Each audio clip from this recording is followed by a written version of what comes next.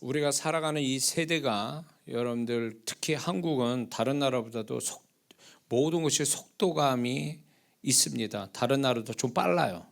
경제적인 것도 그렇고 어, IT부터 해서 모든 부분이 다른 나라보다도 한국 사람의 근성이 빨리빨리 근성이 경제나 정보나 어떤 과학 기술에도 다른 나라보다 굉장히 속도가 빠르죠. 특히 이제 우리나라 K 문화가 전 세계적으로 영향을 미치고 있는데 굉장히 어떻게 보면 굉장히 긍정적 측면도 있는데 여기에 이제 저는 주님의 시각으로 뭘 보고 있냐면 이렇게 빨리빨리 뭔가 만들어져 가는 것은 긍정적이지만 그 반면에 부정적 의미는 뭐냐면 한국 사람들이 모든 거를 좀 더 뭐라 그럴까 무게감 있게 보는 게 아니라 가볍게 본다는 거예요. 전부 다 뭔가를 모든 걸 가볍게 봐요. 그러니까 중요한 부분도 가볍게 여겨서 그 중요도를 놓치고 사람들의 어떤 보면은 우리나라에서 심지어는 극단적으로 자살하는 사람도 자기 생명을 가볍게 여기니까 쉽게 그렇게 전 세계적으로 자살률이 우리나라가 1위잖아요. 교통사고 사고율도 1위고 안 좋은 쪽으로 1위가 많아요. 우리나라가 OECD에서. 그것이 저는 하나의 뭐가 있냐면 모든 거를 좀 중요하게 무게감 있게 보는 게 아니라 가볍게 보는 데서 문제가 생겼다라고 보는 거예요. 모든 걸 좀 가볍게 뭔가 좀 값어치 없는 것처럼 생각해서 나중에 그게 큰 문제를 만들고 그게 어떤 나중에 후회할 일이 되고 낭패를 당하는 일들이 많아지는 거죠. 그래서 그런 면에서 저는 이제 이거는 하나의 사단의 역사다. 저는 이렇게 보는 겁니다. 제 친구도 과거에 이제 제가 학창 시절에 이제 기독교 회장도 하고 그랬던 친구가 있어요. 근데 그 친구가 오토바이를 어떻게 배우게 됐는데 그 오토바이를 배우는 거에 대해서 신나게 타는 거는 좋았는데 이 친구가 속도감을 내고 그 위험성에 대해서 가볍게 생각하는 바람에 오토바이 사고로 죽었어요. 젊은 나이에. 전 그런 걸 보면서 어떤 현상처럼 느껴지는 거예요. 오늘날 믿는 사람이든 안 믿는 사람이든 뭔가 이렇게 보면은 중요한 건 중요하게 여기지 않고 무겁게 생각할 걸 무겁게 생각 안 하고 그냥 가볍게 그냥 지나치는 것 때문에 결국은 후회되고 낭패당하고 손해보는 일, 이런 일들이 참 많다라는 어떤 이게 하나의 사람들 우리 한국 사람에 대한 현상인 것처럼 느껴져요. 사람 관계에서도 여러 가지 우리가 그거를 알 수 있는 것도 있지만 이제 그 중에 사람 관계에서도 정말 이렇게 사람 한 사람과 좋은 관계를 갖게 되려면 서로 인격적이고 지켜줘야 될 게 지켜주고 이러면서 한 사람과 좋은 관계를 맺는 데는 많은 시간이 필요하고 또 그만큼 자기도 그 공을 들여야 되는 이게 가볍지 않잖아요. 그런 관계를 가지려면. 그런데 이제 하나의 현상처럼 사람 또 너무 가볍게 사귄다는 거죠. 쉽게 사귀었다 헤어지고 그리고 이제 사람에 대해서 좀 한 사람에 대해서 소중히 여기고 하는 게 아니라 별로 대수롭지 않게 막 사람 상처 주고 사람과 헤어지고 만나지고 이런 것들이 너무 가볍게 이루어지는 거예요.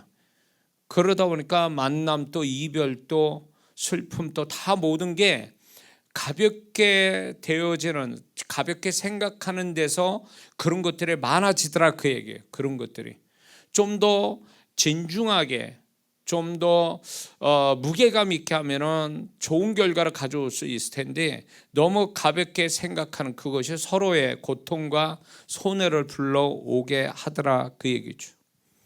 왜 이야기하냐면 신앙에 있어서 오늘 이제 주제가 바로 그거거든요.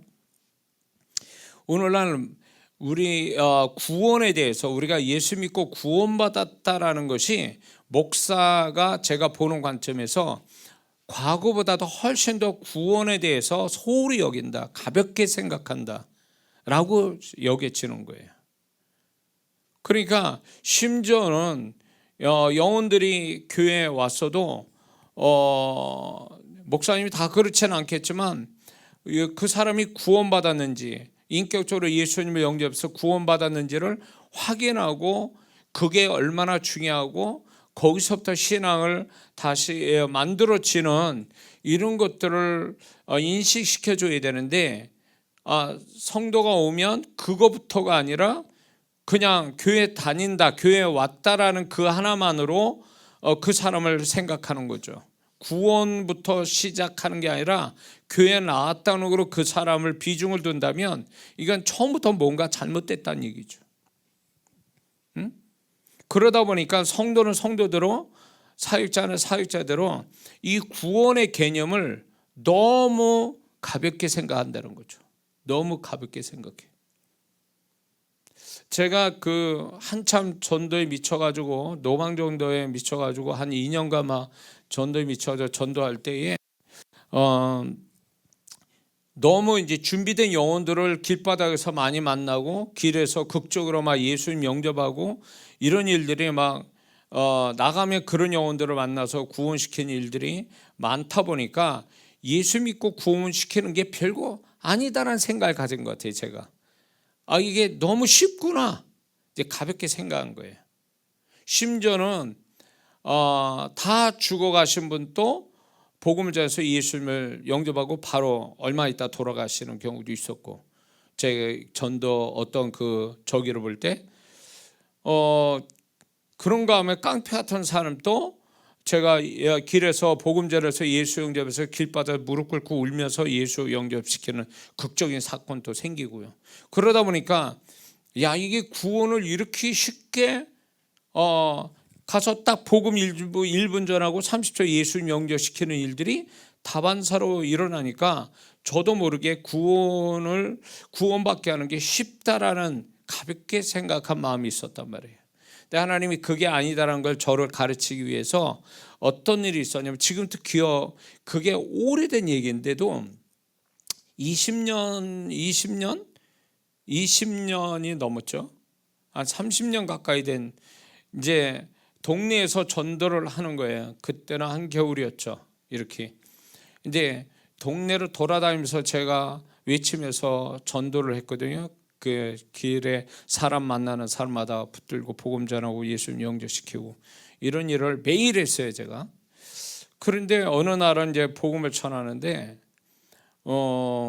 초등학생이, 남자아이가 하나가 있더라고요. 그래서 이제 다가가서 예수 믿니? 그러니까 안 믿는다는 거예요. 그래. 그러면서 복음을 전해서 제 마음속에는 이 아이들은 순수해서 예수님을 잘 영접할 거다라는 생각에 아주 가볍게 생각한 거죠. 복음을 전했는데 임자를 만난 거예요. 얘를 30분 동안 복음을 전했는데도 예수님을 영접 안 하더라고요. 그래서 이게 뭐냐 이게 속으로 뿔따고 하는 것도 한편으로 이게 뭔데 이 조그만 놈이 왜 목사인 내가 복음을 전하고 그렇게 얘기했는데도 예수를 영접을 하네. 속으로는 그러면서도 한쪽으로는 제가 이제 깨닫는 게 있었던 거죠. 구원은 전적은 하나님의 주권이잖아요. 하나님의 주권인데 내가 여지껏 전도를 해왔던 그 경험도 있고 성공한 사례들이 많으니까 그걸 믿고 얘도 구원받는데 어렵지 않을 거다 가볍게 생각한 그 자체가 제가 잘못 생각하고 있었던 거죠.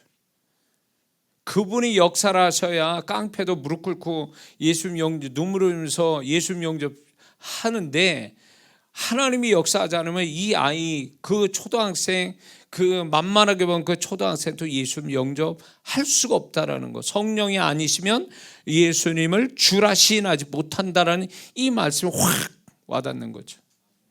그래서 그때 제가 주님 앞에 회개를 했죠. 제가 이 구원의 문제, 구원의 하나님의 역사라는 거에 대해서 제가 너무 알면서 머릿속에 알았지만 실제로는 제가 그 말씀을 믿지 않았던, 가볍게 여겼던 구원이라는 게 너무 쉽게 예수님 영접한 준비된 영혼을 만나보니까 이제 구원이라는 게 단순하고 가볍게 생각했던 내 태도에 주님 앞에 회개를 하게 됐죠. 그 사건 이후로 어떤 영혼이든 이게 가볍지 않다. 예수님 영접시키는 게 꼬마 애래도 쉬운 게 아니라. 그리고 또 이런 사람이 있어요. 착한 분들이 있어요. 성품이. 이런 분들이 예수님 영접 더 안 해요. 워낙 성품이 좋다 보니까 오히려 이런 분들이 예수님 영접하기가 참 쉽지 않더라고요. 그러니까 만만하게 보는 그 분들이 그 아이들부터 해서 그런 분들이 예수님 영접하기가 더 어렵다는 걸 알게 된 거예요. 더군다나 캐톨릭 천주교 성당 다니는 분은 더 안 돼요. 전도해 보시면 다 알 거예요. 같이 이제 교회를 다니고 예수님 이름 부르니까 쉽게 예수님 영접할 거지만 제가 전도를 해볼 때 정말 예수님 영접하기 힘든 대상 중에 한 사람이 성당 다니는 사람들이에요. 그걸 보면서 제가 너무 지금까지 준비된 영혼을 잘 만나서 예수님 영접했던 그것이 나도 모르게 가볍게 생각한 거예요. 구원의 자체, 구원에 대해서. 그런데 주님은 그게 아니다라는 것을 저에게 깨닫게 하셨죠. 그러면서 우리 막내 남동생을 8년 동안 장장 매일 기도해서 8년 만에 예수님 영접시키는 그 사건을 하나님이 다시 한번 상기시키면서 구원이 그렇게 가벼운 게 아니고 구원받기까지가 얼마나 내가 그 영혼을 위해서 대가를 치러야 되는가에 대해서 주님이 가르쳐 주셨죠. 그래서 가볍지 않다, 구원이라는 게 가볍지 않다라는 것을 주님이 가르쳐 주셨는데 그런데 오늘날 저는 그런 제 경험이 있다 보니까 오늘날 많은 성도분들이 이 구원의 개념을 너무 희미하게, 구원의 수준을 너무 낮추고 구원이라는 것조차도 아예 교회에 다니면서도 구원의 확신, 구원을 받았다라는 증거도 없이 신앙생활하는 사람들이 교회 안에 너무 많다는 거예요. 이게 명확하지 않으니까 구원을 받기 위한 이 복음에 대해서 명확하지 않고 예수님을 개인적으로 영접했다라는 이 구원의 어떤 과정이 확실치 않으니까 어떤 성도는 착각에 빠져 있는 거죠. 예수님 영접하지도 않는데 자기가 교회 다니니까, 교회를 오래 다녔으니까 자기가 천국 갈 것처럼 생각하는 성도들도 분명히 있습니다. 그리고 이제 이런 게 있습니다. 다 그렇거나 그런 건 아니지만 성도가 많은 교회에서는 이걸 일일이 다 영혼들을 체크를 못하는 거죠. 그러면 이제 처음 모르고 교회에 들어온 성도들은 예수님 영접하는 것부터 시작이 돼야 되는데 복음을 확실히 알고 이거를 모르는 거예요.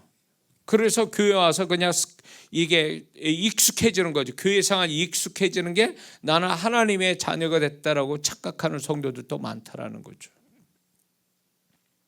그래서 이 구원이라는 것에 대해서 저는 다시 한번 오늘날 많은 성도분들이 이 구원을 가볍게 여기기 때문에 쉽게 세상으로 가버리고, 구원을 가볍게 여기기 때문에 이단으로 빠져버리고, 구원을 가볍게 여기기 때문에 교회를 안 나와버리는 이런 일들이 지금 벌어지고 있지 않습니까?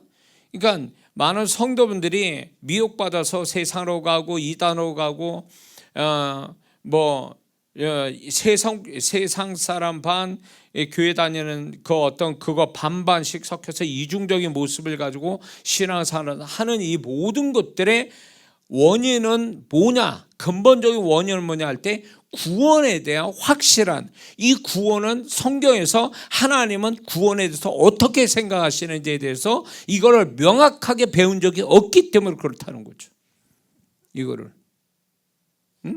그래서 사단이 거기에다 또 역사를 해가지고 우리가 구원, 이 예수님의 엄청난 희생의 대가로 구원받았다라는 이거를 사단은 계속 믿는 자를 속이는 거예요.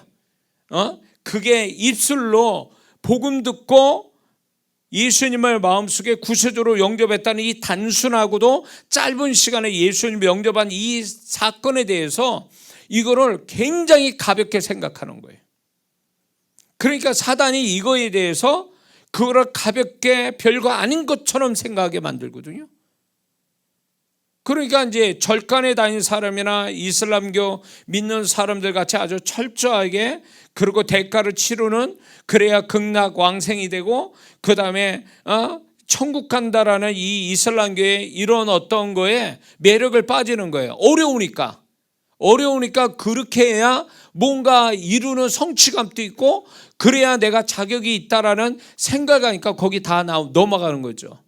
근데 우리는 쉽게 예수님을 영접하는 이 하나 가지고 간단하게 짧은 시간에 예수님 영접한 거 가지고 구원받았다라고 하니까 그걸로 인해서 별거 아니네 이러는 거예요.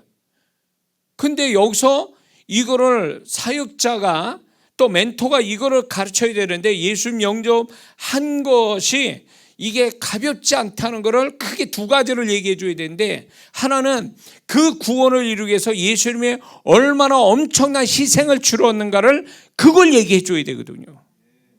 두 번째는 구원은 끝이 아니라 이제 천국 가는 그날까지 구원을 지켜야 되는, 천국을 제대로 가기 위해서 구원에 맞는 합당한 생활이 되지 않으면 구원을 이룰 수도 있다는 걸 얘기해 줘야 되거든요. 근데 이 두 가지를 얘기를 안 하고 간단하게 예수님 영접했다고 그거 하나 가지고 당신 이제 천국 갑니다 이런 식으로 뭐 면죄부 주듯이 그런 식으로 하니까, 이렇게 되면은 이 모르는 성도 입장에서는 그렇게 해서 뭐 구원받았으니까 자기는 천국 갈 수 있구나. 근데 여기서 이제 이단 같은 생각이 들어오는 거죠. 내가는 구원받았으니까 한 번 구원은 영원한 구원이다. 나는 천국 가는 사람이야 라고 해가지고 그 구원이 자기는 뭔 짓을 해도 천국 간다, 한 번 구원은 영원한 구원이다, 이런 식으로 생각한다는 거죠. 그래서 교회를 구원받아 교회 다니는 것도 대충 다니고, 그리고 세상 사람처럼 살아도 난 구원받았으니까 천국 간다라는 이런 생각을 갖게끔 사단이 역사하고 육신이 이렇게 그런 어떤 생각을 갖게 만들거든요. 사단이 역사하고 육신이 그런 생각을 만드는데, 이게 초대교회부터 일어난 이단들의 사상이, 초대교회 이단의 사상이 오늘날까지 이루고 있는 거예요. 오늘날까지. 여러분 다 아는 이단 중에 하나가, 큰 이단이 뭐라고 얘기하냐면, 우리의 구원받았으니 영원한 죄사함을 받았기 때문에 더 이상 우리는 회개할 게 없다. 아시죠? 그 이단들. 그러니까 우리가 예수님의 보혈로 죄사함을, 평생의 죄악을 죄사함 받았기 때문에 천국에 가기 때문에 우리가 더 이상 회개할 거리가 없다라고 이렇게 단정적으로 말하는 이단에 속아 넘어가면 어떻게 되는 겁니까? 그게 성경적입니까? 절대 그렇지 않아요. 그런데 오늘날 여기에 넘어가는 그 이단에 빠진 자들이 얼마나 많습니까? 이거에 이런 것 때문에 그래 대충 신앙생활해도 되는 거, 라우디게아의 교인들처럼 회색 신앙, 뜨거운 것도 아니고 찬 것도 아니고 미지근한 이런 신앙, 이중적인 세상 사람이면서 동시에 교회 다니는 사람, 구원받은 자가 아니라 교회 다니는 사람, 세상 사람, 이중적인 모습을 가지는 것도 그냥 그거는 어쩔 수 없는 거고 당연하다고 생각하는, 이것이 오늘날 교회 다니는 성도 중에 이런 은연 중에 이런 생각을 가지고 교회 다니는 사람이 있다라는 거예요. 정말 그 성도들이 그렇게 생각하는 거에 대해서 이게 얼마나 위험한 생각인가 지금부터 얘기 좀 하려고 합니다. 분명 우리가 알아야 될 게, 예수님이 구원을 우리에게 주시기 위해서 오랫동안 하나님은 기다리셨다가 예수님 성자 하나님을 이 땅에 보내셔서 우리 주인 되셔서 우리의 모든 저주와 죄를 가지시고 십자가에서 죽으셨다라고 하는 이 사실 하나가 어마어마한 거죠. 이 우주로 다 바쳐도 갚지 못하는 그분의 은혜거든요. 근데 그런 것들에 대해서 가볍게 생각해, 가볍게. 지금 예수님 영접한 이 과정이 너무 단순하고 너무 짧게 되어지니까 이것이 이게 구원에 대해서 아주 가볍게 여기는 원인이 되거든요. 그러나 분명한 것은 예수님의 희생이 분명히 우리는 성경 속에서 이미 그분이 얼마나 큰 희생을 치렀는가를 말씀해 주고 있고, 더 나아가서 바울 서신 신약의 반이나 되는 바울 서신은 뭘 얘기합니까? 구원에 합당한 삶을 살아라는 거죠. 구원에 합당한 존재가 되고 구원에 합당한 신앙을 가지고 구원에 합당한 삶의 패턴 가지고 살으라고 그렇게 바울 서신을 통해서 얘기하고 있지 않습니까? 그거 왜 그럽니까? 구원은 우리가 구원받은 게 끝이 아니라 구원은 이제 천국을 하는 시작점이라고요. 근데 구원을 받고 구원받은 자답게 살지 않으면 얼마든지 그 구원이 잃어버릴 수 있다는 건 성경이 이미 얘기하고 있단 말이에요. 자, 예를 들어서 예수 믿고 구원받았어요. 근데 이 사람이 무슨 이유든 교회에서 문제가 돼가지고 나가버렸어. 그걸 세상 사람 돼가서 그렇게 오랫동안 세상 사람처럼 살아요. 롯과 같이, 롯보다 더하게. 롯은 그나마 그래도 자기가 소돔 고모라 성에 문화에 물들지 않기를 나름대로 애썼잖아요. 물론 자기 딸하고 사이는, 자기 아내는 거기에 물들어 버린 자였지만 자기는 최소한 그러지 않으려고 했단 말이에요. 그럼에도 불구하고 분명히 알아야 될 게 롯도 멸망한 사람의 한 사람이었다는 거 잊지 말아야 돼요. 의인이었어도 멸망한 사람이었단 말이에요. 아브라함의 기도가 아니면 롯은 소돔의 불로 멸망받을 존재란 말이에요. 그런데 세상에서 몇 년이고 몇십 년 그렇게 세상 사람 산 사람이 과연 그게 구원이 유지된다고 봅니까? 유지가 안 돼요. 그럴 구원이 아니라고요. 그러려고 그 영혼을 그렇게 살아도 구원시켜 주실 만큼의 그런 구원이 아니라는 걸 성경이 이미 얘기하고 있거든요. 세상 사람같이 살아서 죄를 짓는다. 회개도 아주 모르고 죄를 지면 죄의 삭은 사망이요. 사망으로 하는 자. 우리는 영생으로 이제 예수 그리스도 안에서 하나님 주신 영생을 가지고 사는 자지 사망으로 가는 자가 아니란 말이에요. 그런데 죄를 계속 반복해서 계속 지은 자가, 구원받은 자가 죄를 계속 지면서 살아가는 자가 구원이 유지가 되겠냐 그거예요. 근데도 오늘날 우리가 이 죄에 대한 심각성을 가지고 회개치도 않으면서 교회를 그냥 다닙니다. 교회 다니는 게 구원받은 자로서의 마땅한 의무죠. 교회 다니는 것은. 근데 교회 다니는 그 자체가 구원을 받았다는 건 아니에요. 정결한 존재가 되어지고 그분이 원하는 신앙을 갖지 않으면 교회만 문만 왔다 갔다 한다고 그 사람이 구원을 정말 받는 자라고 얘기할 수 있습니까?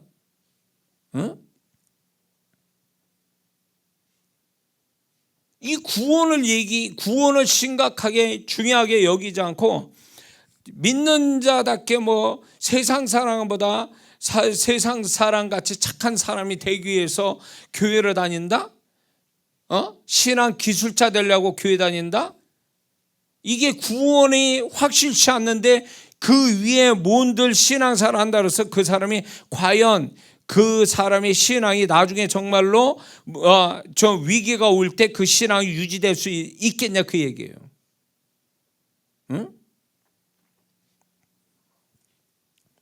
제가 한참 전도하러 다닐 때 이제 전도팀들은 이렇게 전도하는 사람끼리 이제 모여가지고 기도하고 그러고 이제 전도 나갑니다. 지역을 정해가지고 전도 나갈 때 이제 보이지 않게 이게 경쟁이 되는 거예요.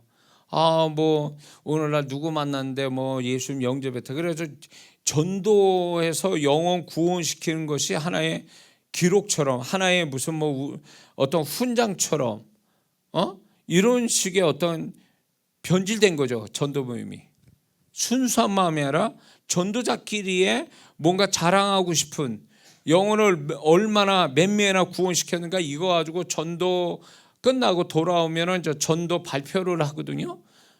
그 전도 발표할 때마다 그걸 자랑스럽게 얘기하고 막 이런 보이지 않는 좀 이런 부분에 분위기가 있어서 제가 그거를 굉장히 마음 아파했는데, 그러다 보니까 경쟁 아닌 경쟁이 된 거예요. 영적인 어떤 경쟁이 된 거죠.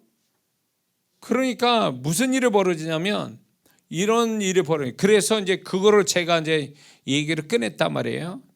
어떤 얘기냐면 예수님 영접하는데 이 사람은 예수님 영접하기 싫은 거예요. 근데 억지로 예수님 영접시키는 거예요. 따라하라고. 하나님 지금 구원 주신다고. 근데 이 사람은 하기 싫은 거예요. 억지로 예수님을 영접시키고 당신은 구원받았습니다. 본인이 하나님이에요. 왜 그렇게 얘기하냐고. 내가 봐도 이 사람은 정말로 마음 없이 예수님을 영접하라니까 어쩔 수 없이 마음 없이 예수님을 마음속에 구체적으로 영접한다 그러는데 그 사람이 과연 구원받은 자냐고요. 그리고 그런 사람을 보고 당신은 이제 예수님 영접했으니 천국 갑니다 이렇게 말한다는 거 얼마나 위험스러운 얘기예요. 심하게 말하면 그 사기치는 거예요. 그 영혼 지옥으로 보내는 거예요. 그거. 아니 예수님 영접하는 거는 마음으로 믿어 의에 이르는데, 마음에서 믿음이 생기고 마음이 믿음이 생겨서 그 마음으로 믿어진 게 의가 되고 입으로 시인해서 구원에 이른다고 그랬는데, 마음이 닫아놓은 상태에서 입술만 가지고 예수님 영접시킨다고 해서 그 사람이 구원받은 사람이냐? 아니란 얘기예요. 이런 식이죠. 진정한 구원받은 자의 어떤 과정부터 진정으로 마음을 열고 이 복음 듣고 이해되고 성령의 감동을 쫓아서 자기가 죄인이라는 사실을 인정하고 예수님을 영접하는, 예수님 누군지를 알고 예수님을 영접하는 이 과정이 절대적으로 필요한데 이거를 막 그냥 넘어가는 거죠. 복음을 전할 때도, 요즘 전도할 때도, 복음을 전할 때 1번이 뭡니까?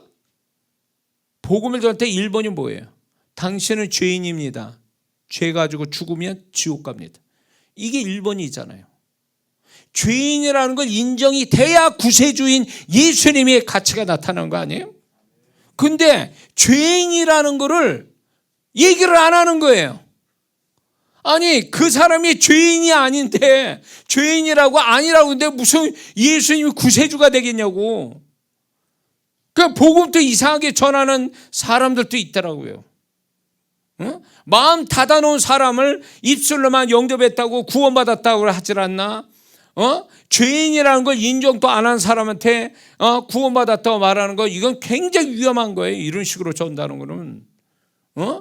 그거 어떻게 뒷감당 어떻게 하려고 그래요? 하나님은 아니라는데 본인은 자기가 마음대로 구원받았다고 도장 찍어준다 그러면 이거는 굉장히 위험스러운 얘기예요. 얼마나 많은 영혼을 구원시켰냐가 중요한 게 아니잖아요. 한 영혼이라도 정말 진짜 정확하게 성경대로의 그 사람의 마음 열고 복음을 듣고 예수님에 대해서 알고 자기가 죄인이기 때문에 예수님으로 말미암아 죄 사함 받았다라는 것에 대해서 그분에 대한 고마움을 가지고 그분을 구세주로 마음속에 모시는 이 과정이 분명히 있어야 되는데, 이런 거 없이 이런 절차 없이 복음을 단지 전하고 잘못된 어떤 태도로 입술로 고백했다고 구원받았다는 건 위험스러운 거죠. 잘못된 거죠. 자, 이 전도를 전하는 과정이 또 문제지만 구원받은 다음에 정확하게 구원받은 사람이 그 뒤에 어떻게 구원받은 자답게 살아야 되는가, 구원은 결국 구원을 주신 그분, 구원받은 자로서의 삶을 산다는 것은 결국 구원을 주신 그 하나님의 은혜와 사랑, 예수님의 그 십자가의 은혜와 하나님의 사랑에 대한 보답으로서 구원받는 자의 다운 삶을, 신앙을 갖는 게 이게 정상이잖아요. 우리가 무슨 구원받은 게 내 노력으로 된 겁니까? 그분의 공로로 됐으며 고마워하고 그분의 은혜에 보답하는 게 신앙생활인데, 보답하는 게 아니라 무슨 권리처럼 생각하는 거예요. 구원받은 게 꼭 내가 예배 나오거나 기도하면 복을 주셔야만 되는 거예요. 안 주시면 이건 잘못됐다고 생각하고 실망하고, 하나님 위해서 실망하고, 교회에서 문제가 조금 성도끼리 문제되면 그냥 교회 뛰쳐나가고, 이런 모든 것들이 문제가 뭐냐면, 구원이라는 게 구원을 받아서 고마움을 가지고 그 구원을 주신 그 하나님께 보답하는 차원에서 신앙생활이 되고 그런 삶을 살아야 마땅한 것인데, 그게 그런 목적으로 사는 게 아니라는 거예요. 구원의 고마움도 없으니까 그분을 위해서 내가 구원을 받은 자로서의 그분의 은혜에 보답하는 어떤 겸손함, 고마움, 이런 걸로 신앙생활하는 게 아니니까 별것도 아닌 거 가지고 교회를 나가고 세상으로 갚버리고 막 이러는 거죠. 이거는 처음부터 잘못 배운 거예요. 구원이라는 이게 모름이 하는지 모르는 거죠. 성경의, 신약 성경의 반이 바울 서신이라면 바울 서신의 내용은 구원받은 자가 어떠한 신앙, 어떠한 존재, 어떠한 삶을 사는지를 가르친다면 이게 얼마나 중요한가를 하나님이 계시해 주는 거잖아요. 성경의 반이에요. 성경의 반, 신약 성경의 반을.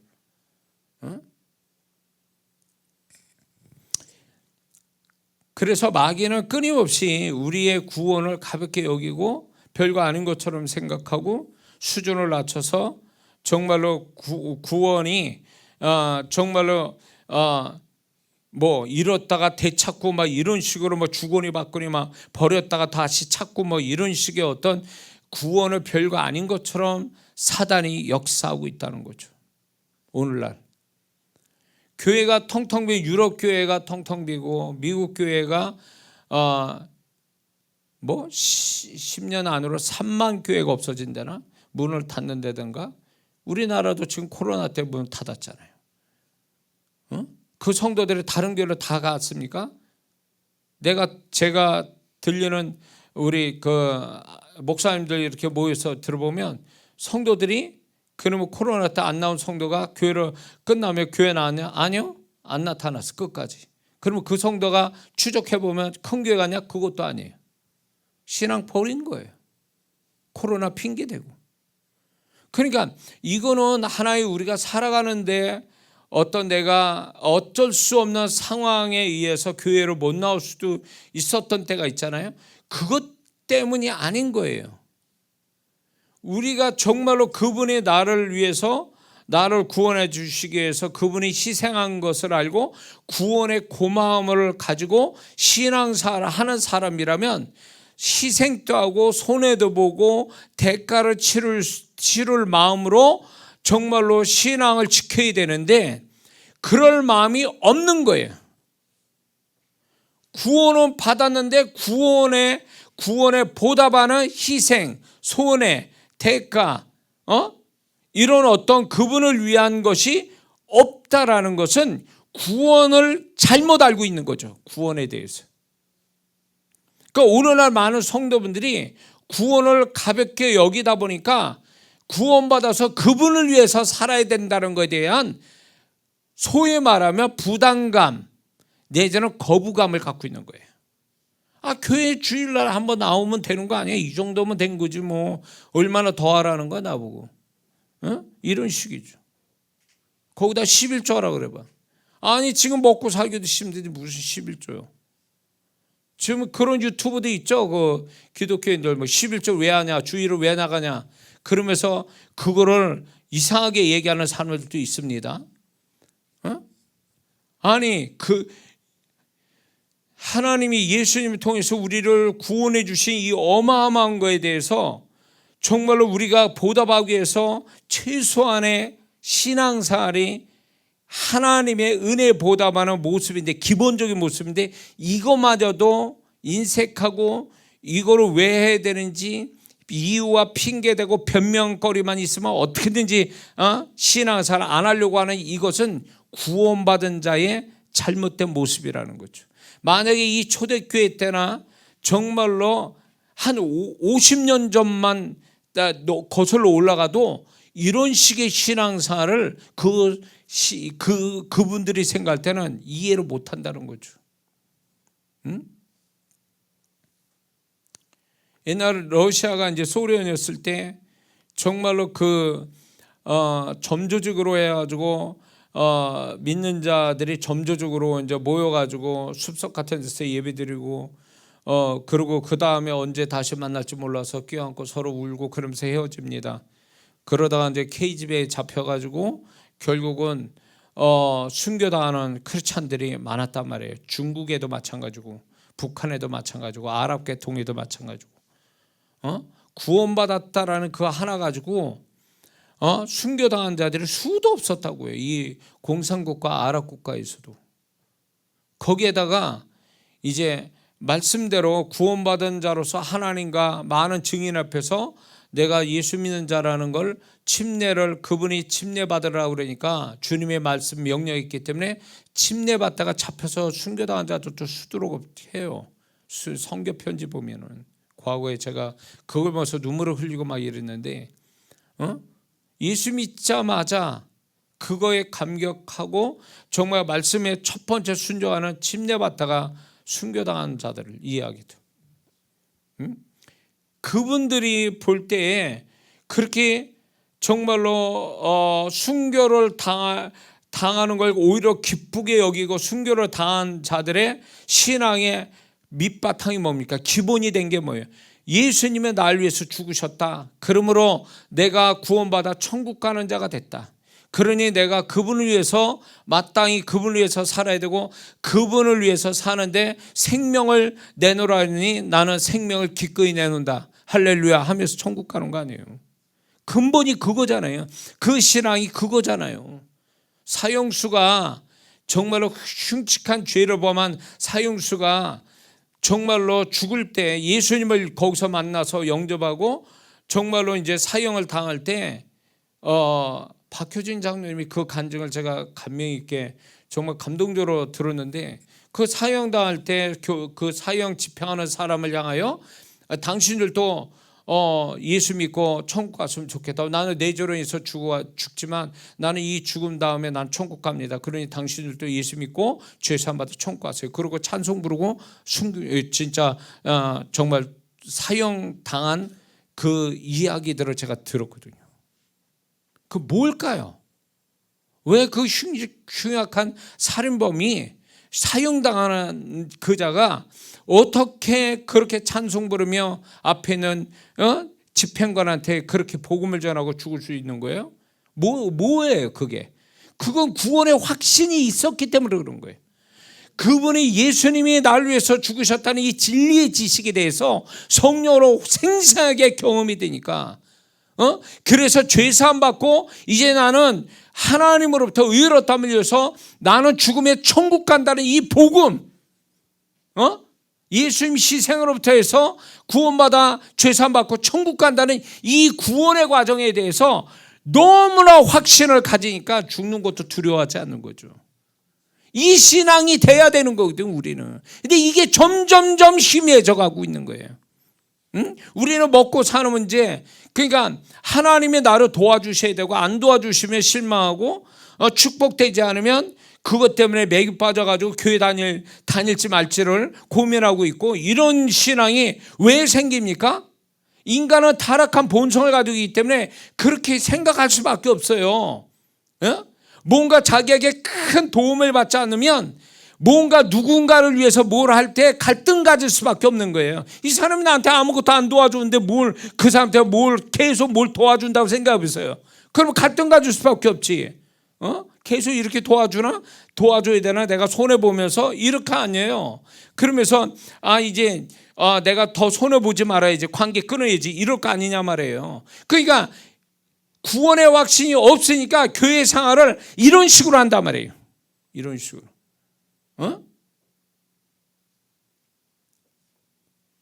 그러게 이게 인간의 타락한 본성에서 나오는 그런 생각은 세상 관점으로 보면 그럴 수도 있는 거예요.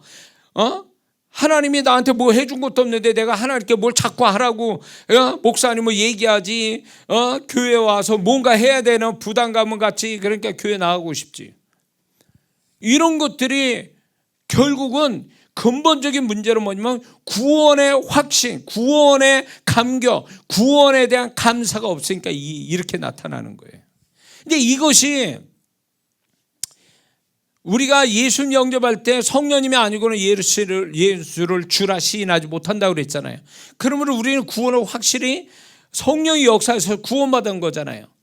그러면 그분은 우리가 구원받은 다음에 천국 가는 그날까지 계속 이 구원이 얼마나 감사한 일인지를 성령님은 계속 우리 안에서 그거를 감동적으로 더 생생하게 우리 안에서 역사하신 분이거든요.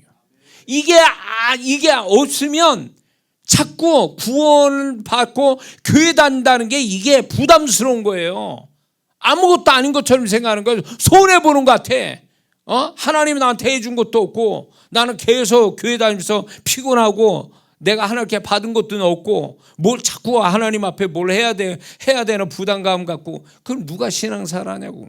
이 모든 거를 오히려 더 그분을 위해서 살 수 있는 그 신앙이 되려면 이 복음에 대한, 구원에 대한 이 과정을 성령님으로 말미암아 이게 더 아주 생생하게 경험이 돼야 된다는 거죠. 제가 이 나이쯤 되고 신앙사 50년 지나고 보니까 점점 나날이 갈수록 원초적인 신앙에 대하여 주님께서 저를 이 부분에 대해서 굉장히 다시금 이렇게 생생하게 만들어 주시는 은혜를 저한테 주시더라고요. 너는 죄인이야. 너 나 아니면 지옥 가는 거야.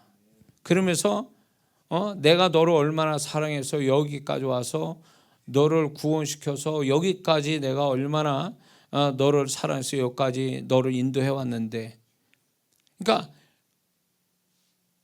그분이 나를 뭘 주셔서 내가 그분을 사랑하거나 그분을 더 그분께 가까이 가는 게 아니라 나를 구원해 주셨다라는 거, 이 하나를 다시 한번 생각하게 하셔서 여기서부터 감격하게 만드시더라고요.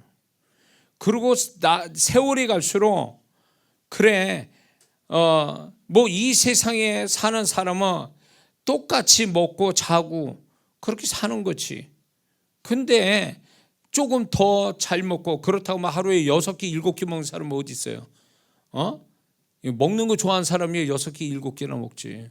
그러나 웬만한 사람은 3끼 반 먹고 살잖아요. 그러고 자는 것도 그렇고, 조금 더 좋은 데서 자고 그렇지 않은 데서 자지만 결국 그 차이는 좀 있어도 진짜 차이는 뭡니까? 하나님과 함께 사냐 안 사냐, 죽은 다음에 천국 갈 거냐 지옥 갈 거냐, 이거 차이거든요. 근데 저는 이 부분이 점점점 선명해진다는 생각 들어요. 이 복음이 점점점 더 선명해져요. 그래서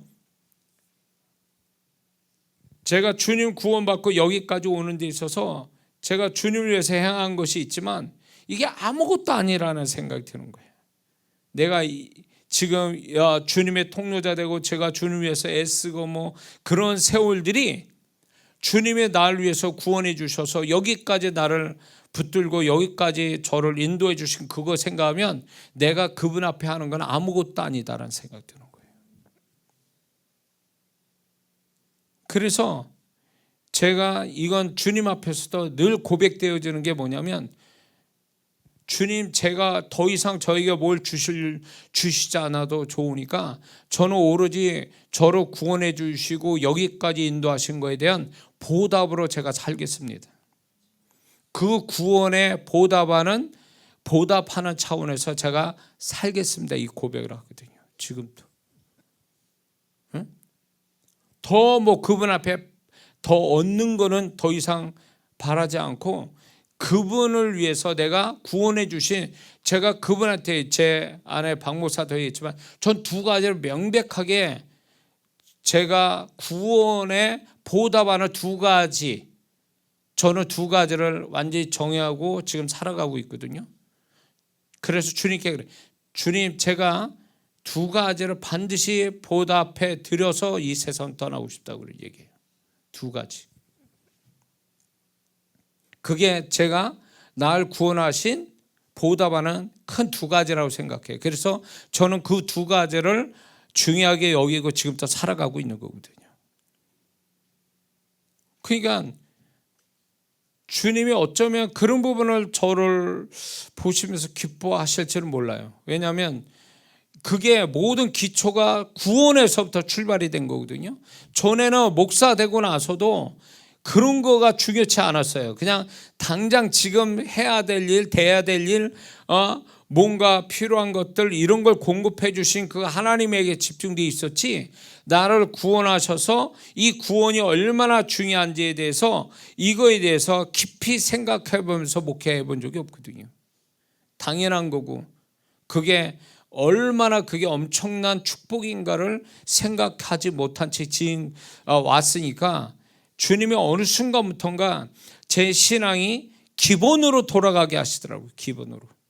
그 기본이 뭐냐면 바로 이 구원에서부터 시작하고 그 다음에 지금 그분이 살아계셔서 나와 함께 하신다.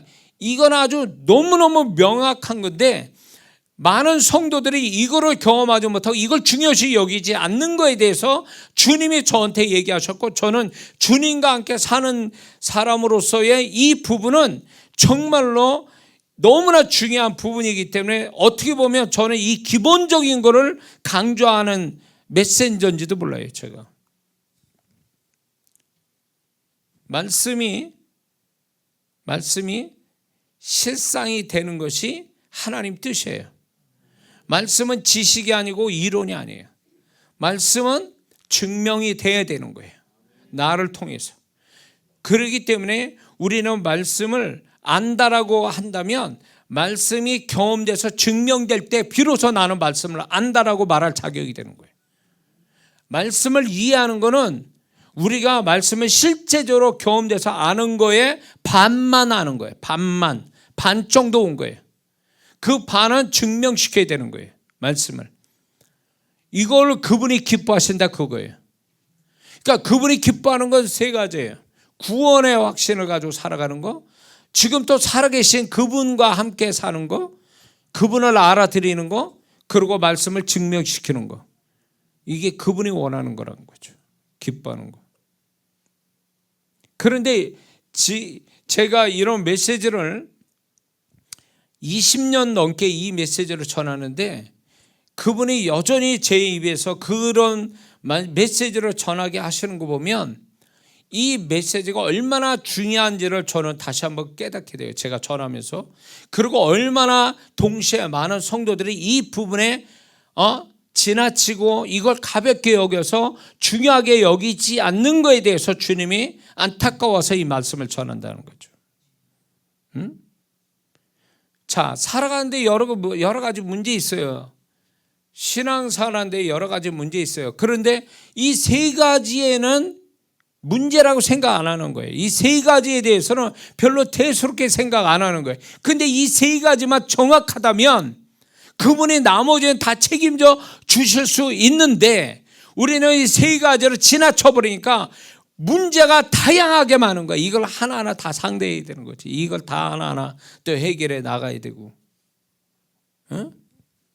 이걸 신앙이라고 생각해요.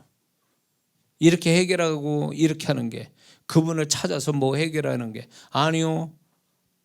저는 이 세 가지만 명확하게 이런 어떤 믿음과 이런 확신과 이런 걸 목표로 삼아서 산다면 우리의 나머지 삶에 아주 종합적으로 일어난 것들에 대한 책임을 그분이 져 주신다고 저는 믿습니다.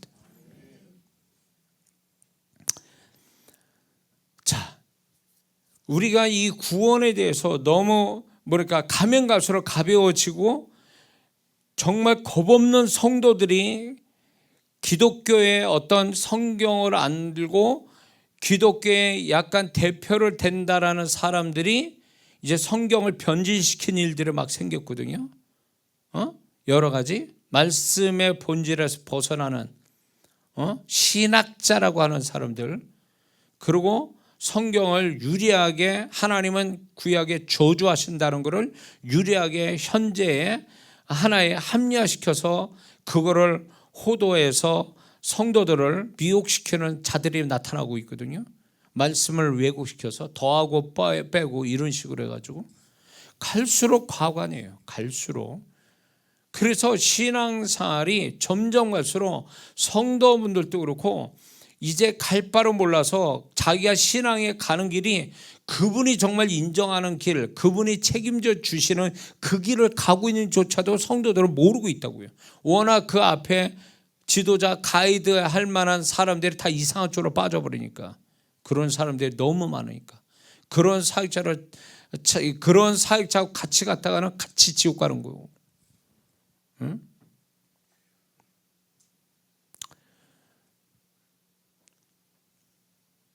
오늘날 교회 안에 교회 문은 넓어야죠. 많은 사람들이 들어와야 됩니다.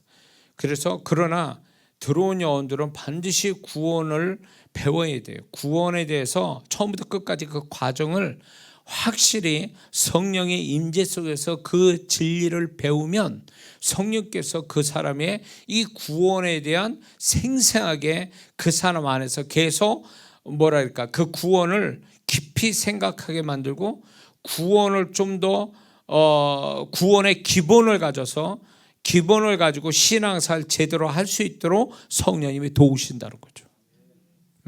이걸 못 배우면 신앙이 뭔지도 모르고 신앙을 가볍게 생각해서 나중에 후회할 일이 생겨요. 저 세상에 들어가 있는 성도가 그런 사람들이에요. 한동안 교회를 열심히 다녔지만 교회 안 나오고 세상 속에서 사는 사람들이 뭐가 문제가 있습니까? 우리보다 악해서 그런 거예요? 아니요. 문제는 뭐냐면 교회를 행위로만 교회를 다녔지 그 마음 안에 성령의 역사, 진리가 그 말씀이 살아 역사하는 신앙이 아니었기 때문에 저렇게 세상 바깥에 사는 거예요. 겁도 없이. 죽으면 어떻게 되는 거예요? 저는 이런 부분들이 제가 이제 이게 다른 사람보다도 제가 영의 세계를 너무 많이 보고 듣고 알게 되고 거기다가 살아계신 그분의 음성을 듣고 그분의 마음을 받고 그러니까 이런 부분들이 너무 저는 다른 사람보다도 이게 더 선명해요. 그런 부분에 대해서. 그리고 그거 때문에 말씀이 남들보다는 조금 더 강하게 제가 느껴지는 것 같아요. 그 말씀 자체가. 영의 세계를 너무 알고 그분을 더 알게 되니까. 그러니까 주님을 떠나서 사는 사람들 겁이 없는 거예요. 무식하면 용감하다고 겁이 없으니까 저렇게 사는 거예요. 그리고 혼미하니까 지금 이게 어떻게 해야 될지도 모르고 그리고 이게 그분이 인정하신 건지 축복하신 건지 책망하신 건지 이런 것조차도 모르게 막 살아가는 이 혼미한 성도들도 너무 많거든요. 그런데 이런 모든 것들이 진리의 지식, 주님 이 구원부터 잘못 배웠기 때문에 구원의 확신, 구원에 대한 이 과정을 제대로 못 배웠기 때문에 나중에 그 문제가 생기는 거예요. 사실은 혼미해지고 타락하고 다 그런 일이 벌어지는 거죠. 자, 구원은 이걸 한번 생각해 보세요. 예수님이 십자가에서 우리 대신해서 죄인 돼서 저주받으시고 하나님 아버지와 끊어진 상태에서 우리 대신 죄인 돼서 십자가에 죽으셨잖아요.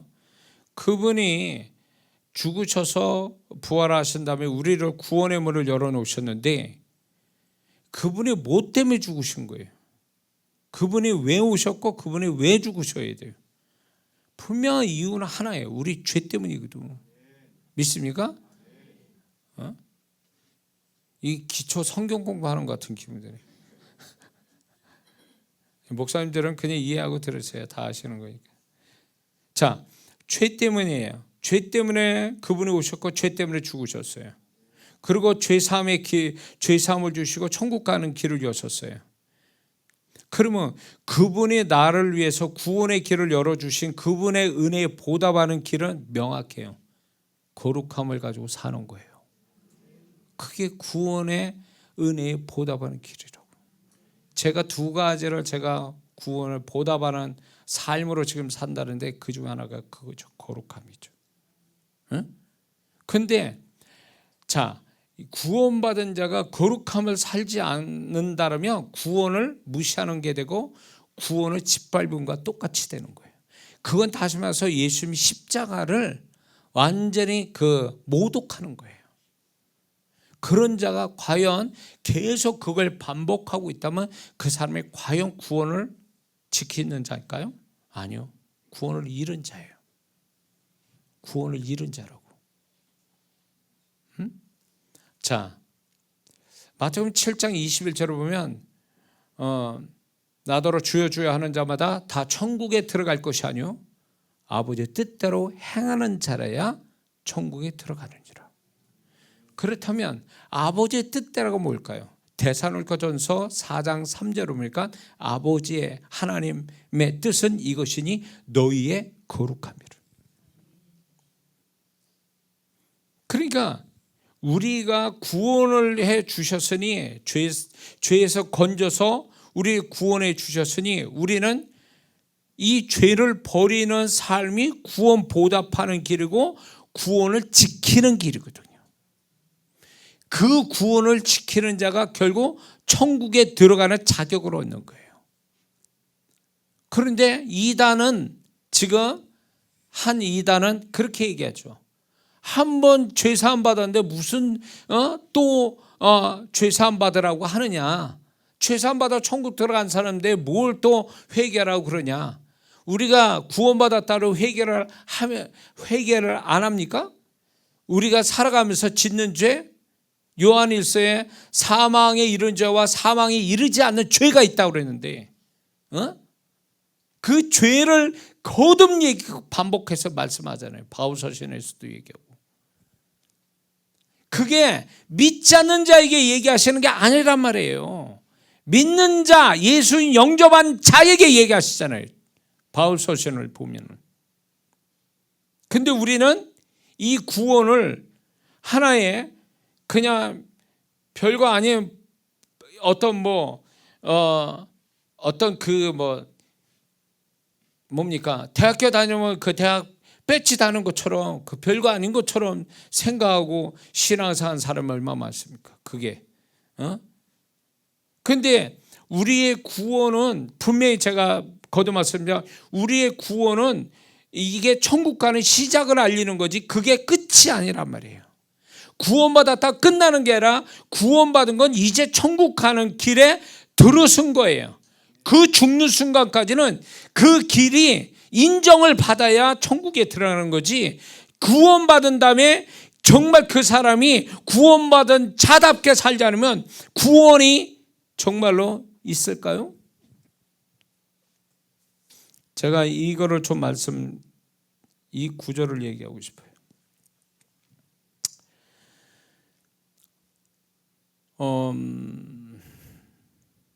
계시록에 보면 계시록 3장 5절에 예수님 직접 말씀한 거예요. 이기는 자는 이와 같이 흰옷을 입을 것이요 내가 그 이름을 생명책에서 반드시 흐리지 아니하고 그 이름을 내 아버지 앞과 그 천사들 앞에 시인하리라.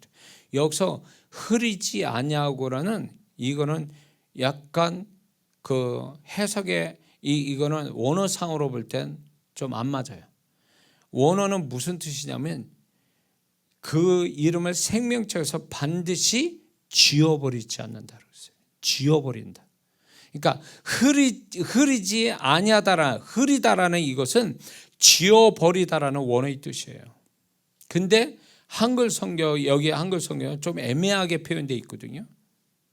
지워버리신다. 자, 그렇다면 우리가 한 가지 알아야 될 게 지금 믿지 않는 자에게 말씀하시는 게 아니거든요.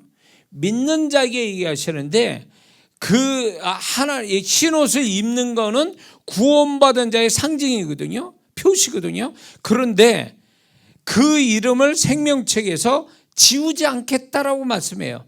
이 말씀은 지울 수 있다는 뜻이에요. 이게 구약 예수님이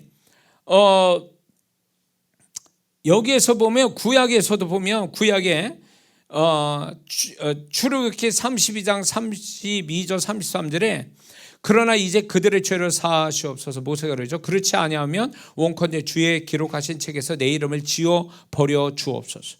여호와께서 모세에게 이르시되 누구든지 내게 범죄하면 그는 내가 내 책에서 지워 버리리라. 이 책이 뭐겠습니까? 생명책이지. 그러니까 죄 때문에 생명책에서 기록 지워질 수도 있다는 걸 전제로 하는 거예요. 응?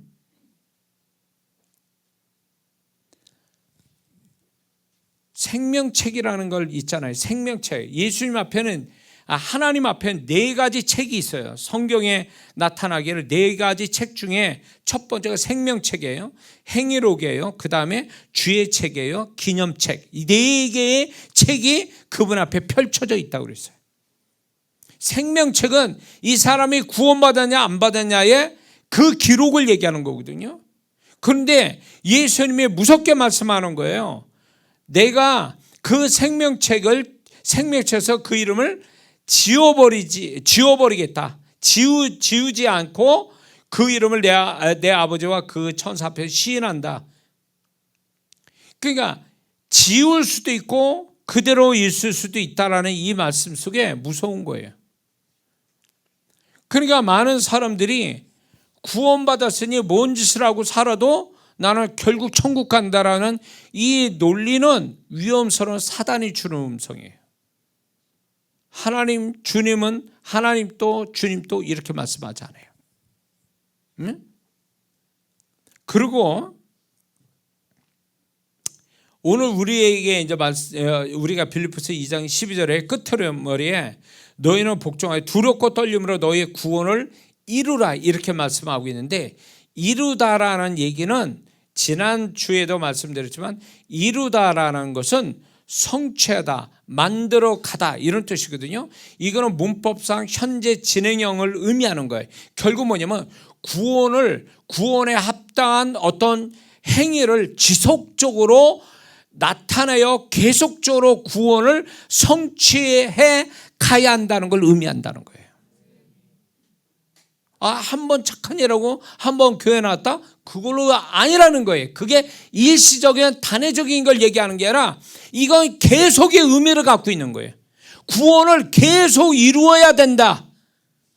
구원을 계속 구원에 합당한 행위를 가지고 계속 이루어 가야 된다는 걸 여기서 말씀하고 있어요. 문법에서 이 원어에서 얘기하는 거예요. 원어에서. 한글 성경에서 애매하니까 원어를 가지고 제가 말씀을 드리는 거예요. 두렵고 떨림으로 누구를 향해서 하나님을 향해서 두렵고 떨림으로 너의 구원을 계속 구원에 합당한 행위를 계속 가져라 이런 뜻이거든.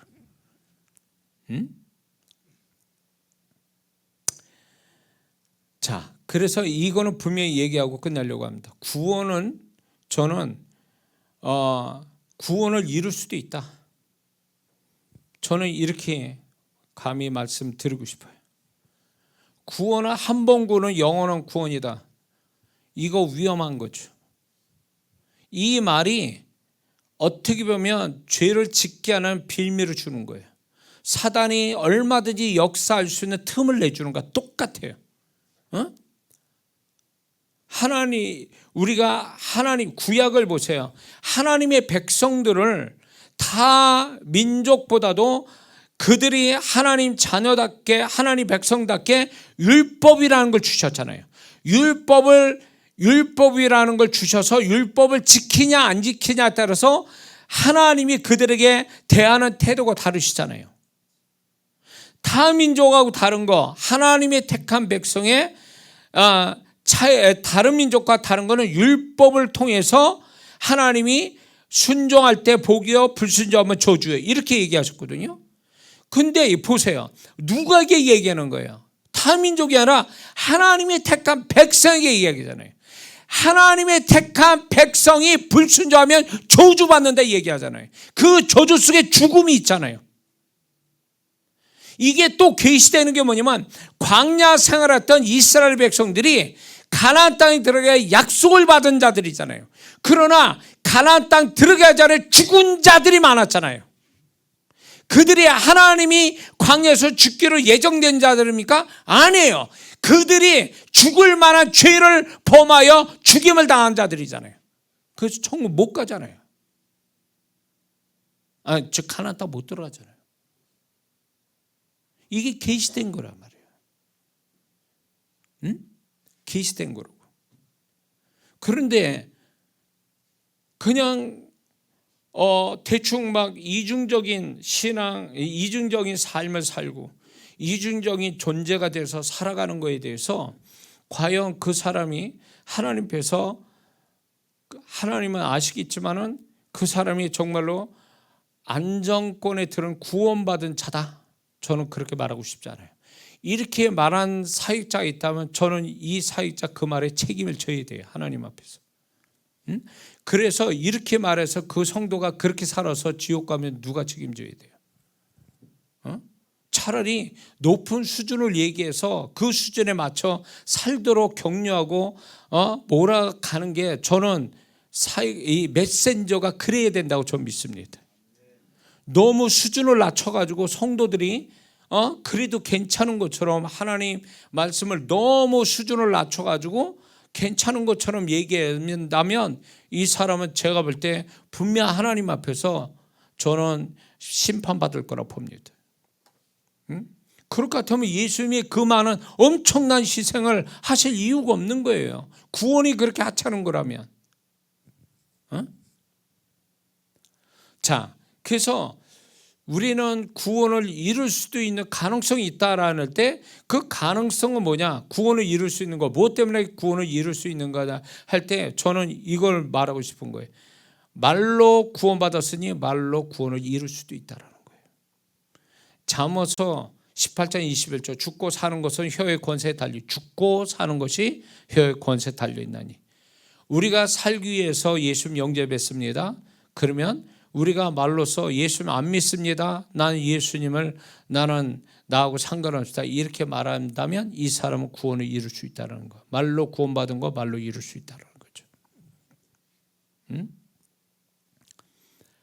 그리고 요한일서 5장 16절에도 사망에 이르는 죄가 있다고 그랬어요. 사망에 이르는 죄, 사망에 이르지 않는 죄가 있고 사망에 이르는 죄가 있다 그러는데, 이거는 그때 당시로 얘기해 보면 이제 이게 난해한 구절 중에 하나로 나오는데, 그때 당시에 그 거짓 교사들이 와서 율법을 지켜야 된다라고 해서 믿음으로 구원받는 예수님의 십자가의 은혜를 저버리고 율법을 통해서 구원받는다는 또 다른 구원의 루트를 만들어내는 거짓 교사들이 있었거든요. 그 당시에 이들의 여기에 넘어간 자들, 이거는 사망에 이르는 죄라는 거죠.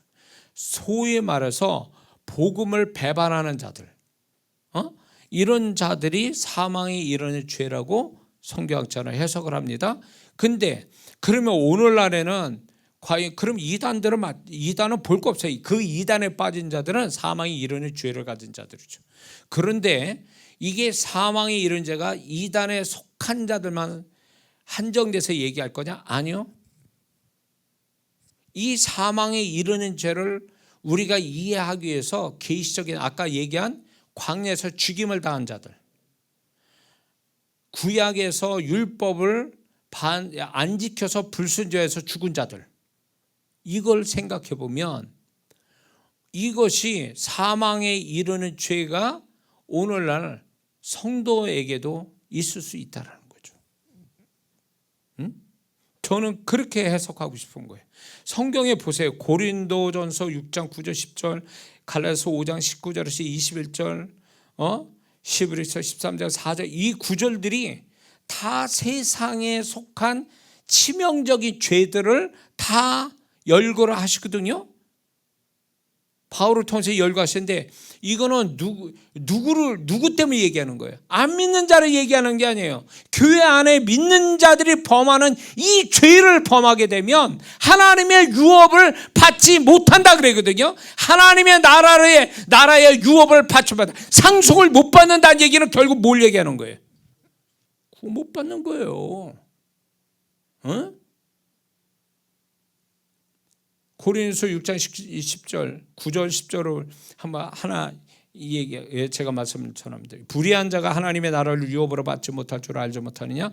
미혹받지 말라. 음란한 자나 우상 숭배하는 자나 간음한 자나 탐색하는 자나 남색하는 자나 도적이나 탐욕 부린 자나 술 취한 자나 욕하는 자나 약탈한 자들은 하나님의 나라를 유업으로 받지 못하리라.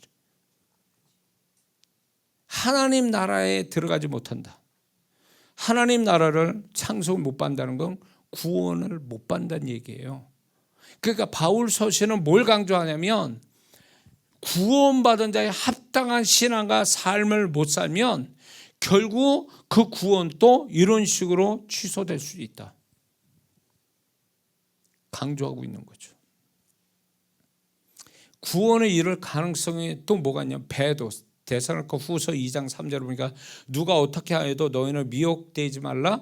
먼저 배교하는 일이 있다라고 말씀합니다. 마지막 때 되면 이 배교는 이단, 무신론, 타종교에 들어가는 자들이에요. 그러니까 이단에 빠지고 타종교에 넘어가고 그리고 무신론자가 되고 세속적인 사람 되면 이건 배교하는 거거든요.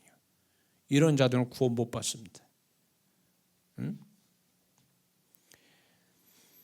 자, 롯의 사건을 아시죠? 롯은 결국 세속적으로 물들어버린 소돔성에서 세속적으로 물들어버린 의인이거든요. 그는 세속적인 의인으로서 그가 마음으로는 고통을 받는다. 내가 의인인데 그러면서 양심이 찔림을 받고 고통을 받는다 해도 결국은 세속적인 의인은 구원을 못 받는다는 걸 계시하고 있잖아요. 아브라함의 기도가 아니었으면 롯은 소돔성의 그 노골적인 죄를 범하는 자의 그들과 똑같은 취급을 받는 거죠. 응? 그러니까 하나님이 강조하신 게 뭐냐면 이 마지막 때가 잘 보세요. 주님이 오실 때가 되면은 빛과 어둠이 선명하거든요. 어둠이 점점 짙어지는 세상에 살고 있어요. 영적인 어둠이 짙어진 상황 속에 우리는 살고 있거든요. 그러면 결국 뭐냐? 이 세상은 죄악으로 똘똘 뭉쳐 있는 거예요. 죄악으로 뭉쳐 있기 때문에 이 예수님의 죽으심은 우리의 죄 때문에 주시고 죄사함을 주시고 죄사함이라는 은혜를 주셔서 우리는 죄를 이기며 거룩함으로 사는 빛과 어두움 속에서 어두움 속에서 빛처럼 살아야 되는 게 크리스찬의 삶인 거예요. 그게 가장 큰 거예요. 그게 가장 큰 거라고. 세상은 점점 죄악에 넘쳐가고 있거든요. 거기에 반해서 믿는 자는 점점 거룩해져야 이게 맞는 얘기예요. 그런데 세상과 동화되어 버리면 그 사람은 타락한 롯이 되고 마는 거죠. 롯은 정말로 그냥 놔두면 망할 자인 거예요. 여기서 계시하고 있는 거죠. 그리고 구원을 잃어버릴 수 있는 확률은 뭐냐면 광야에서 죄로 죽은 자들이 있죠. 그들을 주님이 이제 성경의 기록으로 남겨서 우리에게 경고하고 계시는 거죠. 7교회에서도 7교회, 계시록 7교회를 통해서 주님은 또 계시합니다. 흰옷을 가지지 못한 자, 4대 교회에서 흰옷을 가지지 못한 자들이 있다는 거죠. 흰옷은 옳은 행실이라고 그랬거든요. 세마포는 결국은 옳은 행실이거든요. 누가 이렇게 얘기합니다. 구원은 속옷이요, 성도의 옳은 행실은 겉옷이다, 이렇게 표현하거든요. 근데 저는 그 비유가 맞다고 봅니다. 속옷이 입고 겉옷을 입잖아요. 그때 당시에도 그랬거든요. 근데 그 속옷이 우리의 구원을 상징한다면 겉옷은 우리의 행실을 얘기하거든요. 그러므로 이 구원받은 자라면 천국에 들어간 자는 세마포를 입는데 그 세마포 흰옷을 입는데 그 흰옷이 결국은 오른행실이라고 그랬어요. 오른행실을 뭐겠어요? 거룩함을 가지고 믿는 자답게 사는 거예요. 이게 없으면 안 된다는 거지. 이게 없으면 흰옷이 없다는 얘기는 뭐예요? 천국에 못 들어간다는 거죠. 사대교회가 몇 명만 흰옷을 입는다고 그랬거든요. 그러면 나머지는 뭐예요? 흰옷이 없다는 얘기잖아요. 흰옷이 없다는 얘기는 그들은 구원 못 받은 자들의 모습이죠. 라오디게아 교인도 벌거벗었다고 얘기하시잖아요. 주님이 너희 벌거벗은 것을 알지 못하냐는데, 이 벌거벗었다라는 것이 결국 그들의 흰옷을, 그래서 뒤에 가서 말씀하죠. 너희가 사서 부유하게 하고 흰옷을 사서 입어라 그랬거든요. 흰옷을 사서 입어 벌거벗은 수치로 보이지 않게 하라. 흰옷을 사라는 얘기는 이거는 결국 그들이 구원을 제대로 받지 못한 자의 모습이라는 걸 얘기해 주고 있는 거죠.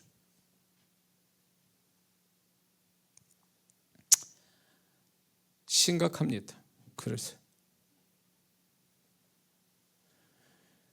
자, 이거는 해석의 차이가 있고 난해한 구절 중에 하나인데, 히브리서에 보면 히브리서 6장 4절에서 6절, 한번 비춤을 얻고 하늘의 은사를 맛보고 성령에 참여한 바가 되고 하나님의 선한 말씀과 내세의 능력을 맛보고 타락한 자들은 다시 새롭게 하여 회개케 할 수 없나니 이는 자기가 하나님의 아들을 다시 십자가에 못 박아 현재의 욕을 보입니다. 이거는 이단 사슬에 빠진 자들과 더불어 죄악을 밥 먹듯이 하는 자들에 대하여 이걸 얘기하고 계시는 거예요.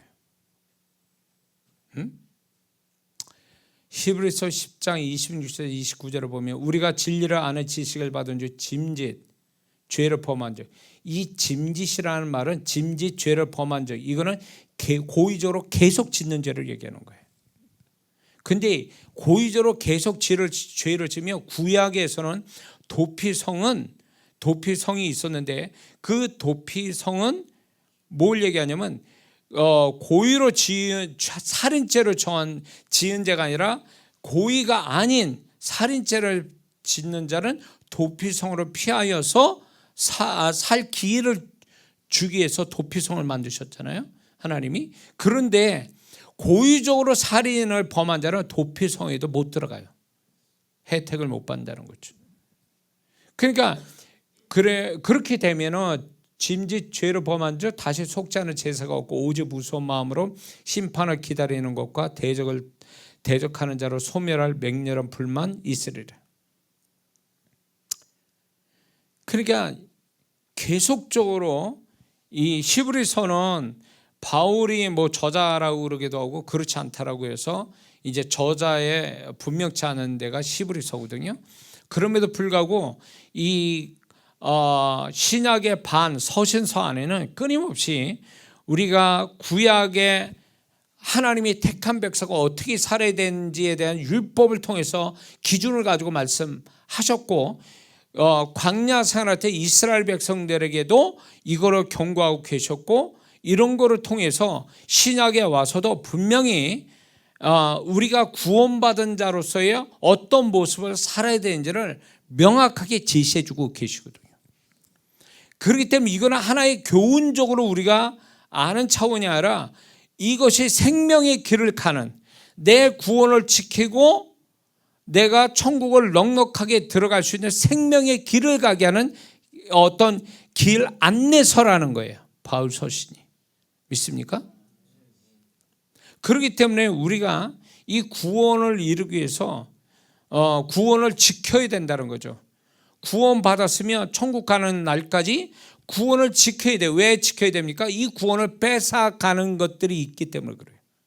죄, 사단, 그다음에 세상, 육신의 정욕, 이런 것들이 결국 우리의 구원을 빼앗아가는 존재들이거든요. 여기에서도 우리는 지켜야 된다는 거예요. 저절로 그 구원이 저절로 내가 가만히 있는 데서 천국 가게 만들어 주는 게 아니라 구원을 빼앗아라 가는 자들이 많다는 거예요. 빼앗아가는. 그 영적인 4대적이 뭡니까? 육신의 정욕, 죄, 마귀, 세상, 이게 영적인 4대 적이잖아요. 이런 것들이 끊임없이 우리의 구원을 빼앗아가려고 애쓴단 말이에요. 거기에서 우리는 지키면서 천국 가는 그날까지 우리는 영적 전쟁을 치르며 가는 사람이 되어야 된다는 거죠. 믿습니까? 그리고 우리가 가면 갈수록 교회 생활뿐만 아니라 개인적인 신앙생활을 치밀하게 해 나가야 돼요. 지금부터. 그게 휴거 성도로서의 준비되는 모습입니다. 구원이 명확하다면, 구원에 합당한 삶, 신앙을 가져간다면 이 사람은 휴거 성도 되기에 자격 있는 성도가 되는 거죠. 그래서 우리 신앙은 가면 갈수록 개인 신앙과 교회 생활을 이게 빈틈없이 점점 해나가는 거, 허술한 게 아니라 빈틈없이 해나가는 게 하나님의 뜻인 것을 우리는 알아야 될 줄 믿습니다. 그 중에 기본은 뭡니까? 거룩함을 가지고 사는 거예요. 거룩함은 결국은 아이러니하게 뭐냐면, 거룩해지려면 회개를 잘해야 되는 거예요. 회개를 안 하기 때문에 사람이 거룩해지지 않는 거예요. 그래서 오늘날 많은 성도들이 회개를 잘 하지 않아요. 강팍하고 혼미하고, 그리고 어떤 자기 합리화, 변명과 핑계를 많이 되기 때문에 회개를 잘 안 해요. 그러니까 거룩함을 못 갖는 거예요. 그렇기 때문에 우리가 거룩함을 더 가져가려면 우리는 더 많이 회개할 줄 아는 성도가 돼야 돼요. 이거는 뭐 목사로부터서 이거는 예외가 없어요. 그러니까 세월이 갈수록 우리가 거룩함, 죄를 회개하는 어떤 기준이 높을 뿐만 아니라 그 죄를 회개하는 그 회개가 깊어야 돼요. 좀 더 죄라는 개념을 좀 더 깊게 가져야 돼요. 세밀한 데까지 가야 돼요. 그 죄라는 게. 그래야 그걸 알고 예수님의 보혈로 회개해야 우리는 정결함, 거룩함으로 가는, 한 발짝 더 거룩함으로 가는 자가 될 수 있는 줄 믿습니다. 한번 생각해 보세요.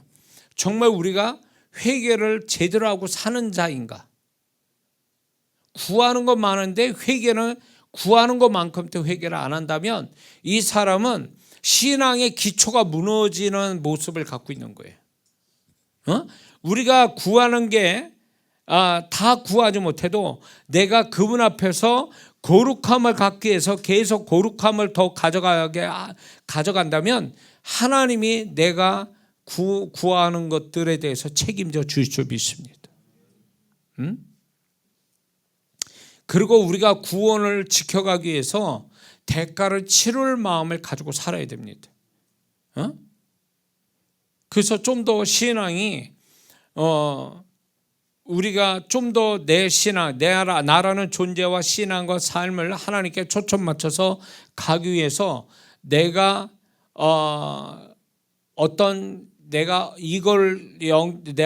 내 영혼, 내 구원을 지키기 위해서 어떤 대가, 손해나 어떤 불이익이나 어떤 것이라도 내가 기꺼이 대가를 치를 마음이 있다라는 마음으로 살아가야지, 그냥 그런 마음도 없이 그냥 우리가 주어진 대로만 하고 싶은 대로만 하고 자기가 편한 대로만 한다면 이 사람 구원을 지켜가기 어렵다는 거 우리는 알아야 됩니다. 그리고 마지막으로 구원을 지키기 위해선 성령이 주시는 부담, 영적인 부담과 지적과 책망과 감동을 받을 줄 아는 자가 되어야 돼요. 우리가 우리 신앙을 지켜가는 게 아니라 성령이 우리 안에서 이런 나라는 존재와 신앙과 삶을 지켜가기 위해서 끊임없이 작업을 하시거든요. 내 안에서. 빌립보서 1장 6절에 예수 그리스도의 날까지 너희 안에 착한 일을 행하신 이가 예수 그리스도의 날까지 이루신다는 말씀 있잖아요. 그러니까 그분이 우리 안에서 끊임없이 우리가 천국의 문 앞에 도달할 때까지 우리를 계속 격려하고 책망하고 지적하고 경고하시고 영적인 부담도 주시고 감동도 주시고 막 이런 작업들을 우리 심령 안에서 이루어지거든요. 이런 걸 잘 캐치할 수 있어야 돼요. 이런 부분에 대해서. 그래야 누가 모르지 않아도 그분과 함께 신앙생활하는 이런 사람이 구원도 지키고 이기는 자로 살아갈 수 있는 줄 믿습니다. 그래서 우리가 다시 한번 우리가 이 구원이 얼마나 중요한지를 좀 깨닫고 구원을 이루기 위해서 그분이 얼마만큼 그 예수님이 우리를 위해서 희생해 주신 거와 또 바울을 통해서 끊임없이 구원에 합당한 자로서 살아가는 것에 대해서 우리에게 제시하고 있는 것들을 우리가 이루어 가려고 몸부림친다면 성령님이 기뻐하셔서 우리를 정말로 구원을 잘 지키고 구원을 잘 지킨 걸로 인해서 우리에게 새로운 은혜와 축복이 있게 될 줄 믿습니다. 기도합니다.